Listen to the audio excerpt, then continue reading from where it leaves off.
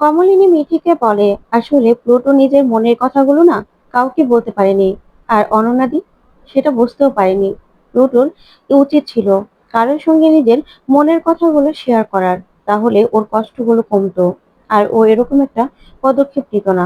অবশ্যই সে ওকে ভালো পরামর্শ দিত। ও না কারোর সঙ্গে কোনো কিছু শেয়ারই করেনি। খুব চাপা স্বভাবের তো। তখনই মিঠি বলে, হ্যাঁ মা, ও তো খুব চাপা স্বভাবের। ও কারোর সঙ্গে নিজের মনের কথা শেয়ার করতো না, বিশেষ করে দুঃখগুলো। তবে আমার সঙ্গে শেয়ার করতো। ওর এমনও কিছু কষ্টের কথা আছে যেগুলো শুধুমাত্র আমি জানি। আমি না ভুল করেছি। ওর সঙ্গে আমার সম্পর্কটা রাখা উচিত ছিল। ও নিজের ভালো মন্দ সব কথা আমার সঙ্গে বলতো মা, আমার সঙ্গে। কিন্তু আমি ওকে বুঝতে পারলাম না, দেখো। অনন্যা আন্টি তো বুঝলোই না, কিন্তু আমিও ওকে বুঝিনি।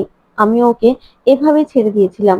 যদি ওকে আমি এভাবে এভাবে ছেড়ে না দিতাম না, তাহলে হয়তোবা এই দিনটা আসতো না মা, এই দিনটা আসতো না।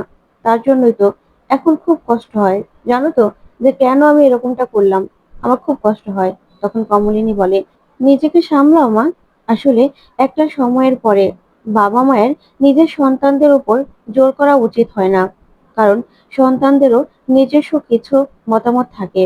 আসলে অনন্যাদি নিজের মতামতটা পুরোটাই প্লুটোর উপর চাপিয়ে দিয়েছে।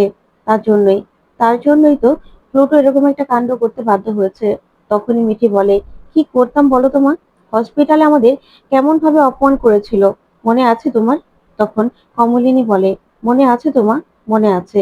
তুমি না এসব কথা ভুলে যাও। যা হওয়া তো হয়ে গেছে। এবার এবার একটু নিজেকে সামলাও। তখন মিঠি বলে, কি করে সামলাবো মা? কি করে সামলাবো বলো না? এই যে এই যে রাস্তাঘাট, সবকিছু সবকিছু ওকে দেখলেই ওর ওর কথা মনে পড়ে যাবে। কারণ আগে আমি রাস্তা দিয়ে হাঁটলেও মনে হতো যেন প্লুটো আমার সঙ্গেই আছে। এখন এখন তো ও সারা জীবনের জন্য চলে গেছে। তখন কমলিনী বলে, এখন তোমার সময় হয়ে গেছে মা। তোমার দূরে কোথাও যাওয়ার সময় হয়ে গেছে।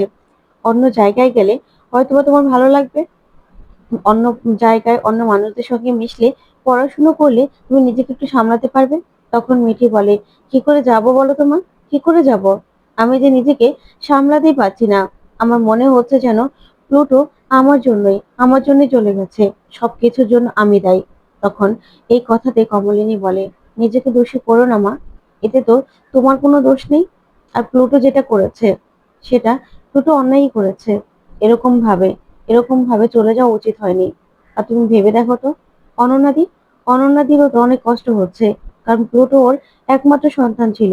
তখন মিঠি বলে, হ্যাঁ মা জানি। তারপরেও তারপরেও এই কাজটা ও কেন করলো মা? কেন করলো বলো না? আমি আমি কি করে থাকবো বলো তো?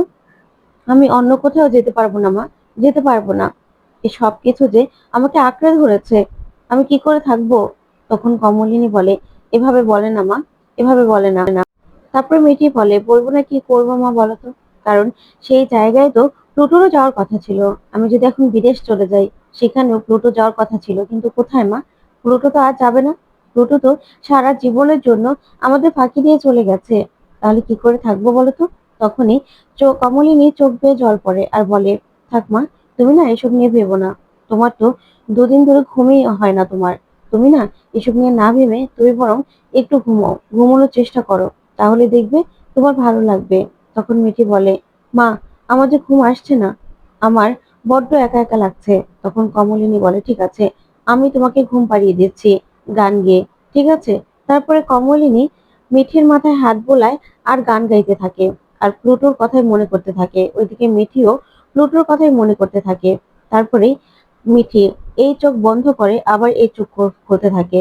কিছুতেই যেন মিঠির ঘুম আসছে না, যা দেখে কমলিনীও খুব কষ্ট পায়। তারপরে অন্যদিকে দেখা যাবে কমলিনী কমলিনী নতুনের সঙ্গে দেখা করতে যায় একটা রেস্টুরেন্টে। তখন নতুন বলে, হ্যাঁ কমলিনী, বলো। তখন কমলিনী বলে, আসলে নতুন ঠাকুরপো, আমি জানি তুমি খুব আপসেট ছিলে। তারপরেও তোমার সঙ্গে দেখা করা দরকার ছিল, তাই দেখা করতে এসেছি। তখনই নতুন বলে, আচ্ছা, তুমি এমন করে বলছো কেন বলো তো? তখন এই কথাতে কমলিনী বলে, মিঠি না খুব আপসেট হয়ে পড়েছে। দুদিন ধরে একটু ঘুমায় না, খাওয়া দাওয়া করে না। মেয়েটা একদম অর্ধেক হয়ে গেল। এমন হলে তো মেয়েটা একদম শেষ হয়ে যাবে। কি করব বলো তো? কি করি? তখন নতুন বলে, হ্যাঁ, আসলে মিঠি তো এরকম অবস্থাটা হওয়াটাই স্বাভাবিক। তখন কমলিনী বলে, সেটাই তো, কিন্তু মেয়েটা তো কিছুতেই মানতে পারছে না। ওকে তো মানতে হবে যে প্লুটো আর আমাদের মধ্যে নেই। এখন কি করা যাবে? তখন নতুন বলে, আসলে মিঠিকে একটা কাউন্সিলিং করানো দরকার, একটা সাইকোলজিস্টের কাছে নিয়ে যাওয়া দরকার। আর তাহলে তাহলে হয়তোবা ভালো হবে। না হলে ও তো ঘর থেকেও বের হচ্ছে না, কারোর সঙ্গে কথাও বলছে না। এতে ওর খারাপ হতে পারে। তখন কমলিনী বলে, হ্যাঁ আমারও সেটাই মনে হয় জানো তো। সেই জন্যই সেই জন্যই তোমার সঙ্গে কথা বলতে আসলাম। কোন সাইকোলজিস্টের কাছে নেওয়া যায় বলো তো? আর কবে নেওয়া যায়? তখন নতুন বলে, দাঁড়াও, আমি দেখছি। আমার এক বন্ধু আছে, খুবই ভালো সাইকোলজিস্ট। ওর সঙ্গে একবার কথা বলাতে হবে। আর জানো তো, ওইদিকে না দাদা বৌদিও খুব ভেঙে পড়েছে। দাদা খুবই ভেঙে পড়েছে উপর থেকে। না দেখালে কি হবে, আমি তো জানি। তখন কমলিনী বলে, তা তো ভাঙবেই বলো, কারণ একমাত্র ছেলে ছিল যে। তখন নতুন বলে, বৌদি তো বিছানা নিয়েছে, বৌদির কথা আর কি বলবো। আর এখানে দাদা দাদাও খুব কষ্ট পাচ্ছে। কিন্তু এখানে প্লুটো যে চলে গেল, এটাতে তো কার দোষ বেশি বলো তো? কার দোষ বেশি? তখন কমলিনী বলে, থাক না এসব কথা। এখন আমি মিঠিলের সঙ্গেও কথা বলেছিলাম মিঠিকে নিয়ে। মিঠিল বলল যে ও আমাকে এই ব্যাপারে খুব বেশি হেল্প করতে পারবে না, কারণ মিঠিলও মিঠিকে চিনে, মিঠিও মিঠিলকে চিনে। তাই মিঠি ওর মনের কথাগুলো মিঠিলকে খুলে বলবে না। আর মিঠিল কোনো মেডিসিন সাজেস্ট করলেও সেটাও ও শুনবে না। সেই জন্য মিঠিল বলল যে, কাকিমা, আসলে আমার কথা তো শুনবে না, তাই অন্য কোনো সাইকোলজিস্টের সাজেস্ট করতে পারি আমি। আমার পরিচিত আরো কয়েকটা সাইকোলজিস্ট আছে যারা খুব ভালো। তাদের সঙ্গে মিঠির কাউন্সিলিং করানো দরকার। তখন কমলিনী বলে, জানো তো, মিঠি বলেছে, তারপরেও তারপরেও আমার মনে হলো তোমার সঙ্গে একবার কথা বলি। তখন নতুন বলে, হ্যাঁ এই ব্যাপারে তো মিঠিলই সবচেয়ে ভালো হেল্প করতে পারে, তারপরেও তুমি আমার কাছে আসলে। তখন কমলিনী বলে, হ্যাঁ ওই যে ভরসা, তোমার উপর ভরসা আছে যে, তার জন্য, তোমার উপর যে আমি নির্ভরশীল, তার জন্যই তোমার সঙ্গে কথা বলতে আসলাম, তোমাকে বলতে আসলাম। আমি জানি এই সময়টা তোমারও খুব খারাপ যাচ্ছে, কারণ ওই বাড়িতে তুমিও তো প্লুটোর সবকিছু ছিলে। তখনই নতুন বলে, জানো তো, প্লুটো একটা সময় আমার সঙ্গে সবকিছু শেয়ার করতো, কিন্তু আস্তে আস্তে আমাদের দূরত্বটা না ওই বৌদির জন্য বেড়ে গিয়েছিল। তার জন্যই হয়তোবা প্লুটো আমার সঙ্গে কিছু শেয়ার করতে পারেনি। না হলে প্লুটো এরকম একটা কাজ কখনোই করতে পারতো না। ও আমার সঙ্গে এই ব্যাপারটা নিয়ে কথা বললে আমি ওকে আমি ওকে হেল্প করতাম। আসলে প্লুটো চলে যাওয়াটা না কেউই মানতে পারছি না, কারণ প্লুটো তো আমার সন্তানের মতো ছিল। মিঠিরা যেমন আমার সন্তানের মতো, তেমন প্লুটো আমার সন্তানের মতো। নিজের সন্তান না থাকলে কি হয়েছে, ওরাই তো আমার সন্তানের মতো। তখন কমলিনী বলে, আসলে অনন্যাদি ব্যাপারটা না ভাবলেও খুব কষ্ট হয়, কারণ মানুষটা ছেলেটাকে খুব ভালোবাসতো তো, নিজের সবকিছু দিয়ে ভালোবাসতো। তখনই নতুন বলে, ভালোবেসেই বা কি করেছে বলতো? নিজের ইচ্ছে অনিচ্ছেগুলো সব প্লুটোর উপর চাপিয়ে দিয়েছিল। এভাবে চাপিয়ে দেওয়াটা একদম ঠিক হয়নি। আসলে বৌদির ইগোটা কাজ করেছিল। তখনই কমলিনী বলে, মোরও তো কষ্ট হচ্ছে। তখন নতুন বলে, না, মৌ যে মেয়ে, ও দুদিন পরেই দেখবে সবকিছু সামলে নিয়ে চলে যাবে বিদেশে। কিন্তু আমাদের মিঠিটার সামলাতে খুব কষ্ট হবে, কারণ মিঠি তো প্লুটোকে সত্যি সত্যি ভালোবাসতো, তাই না? মিঠিকে ও প্লুটো ভালোবাসতো, তার জন্য। আর ওই বাড়ির কি অবস্থা? তখন কমলিনী বলে, ওই বাড়ির অবস্থা কি বলি বলো তো তোমাকে? কারণ ওই বাড়িতে যারা আছে তারা তো আমার যে ভালো চায় এরকমটা তো নয়। ওরা তো সবসময় আমাকে, আমার মেয়েকে কথা শোনাতে ছাড়ে না, সেটা তো তুমি জানোই। ওদের কথা আর কি বলবো? তখন নতুন বলে, হ্যাঁ তাই তো, সেটা তো আমি জানি। সেই জন্যই তো বলছি, এখন মিঠির দিকে খেয়াল রাখা দরকার।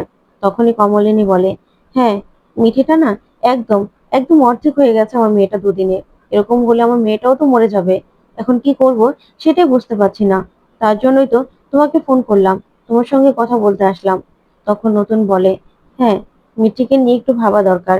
আসলে ওইদিকে ওইদিকে অবস্থাও তো খুব বেশি একটা ভালো নয়। তখন কমলিনী বলে, আচ্ছা, যদি অনন্যাদি থানা পুলিশ করে, সেটাতে আমার মেয়ের উপর কোনো প্রভাব আসবে না তো?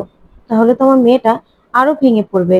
তখন নতুন বলে, দেখো, থানা পুলিশ তো হবেই, কারণ সুসাইড কেস, এটা নিয়ে থানা পুলিশ হবেই। কিন্তু বৌদি ভাই কি নিয়ে কি করবে সেটা আমি জানি না। বৌদি ফাইট করতেও পারে, তার জন্য অন্য ব্যবস্থা তো আছে। এখানে তো আর মিঠি দায়ী নয়। আর সবচেয়ে বড় কথা হলো, যদি বৌদি ভাই বেশি বাড়াবাড়ি করে, নিজে ফাইট করতে চায়, তাহলে তো নিজেই ভেসে যাবে, তাই না?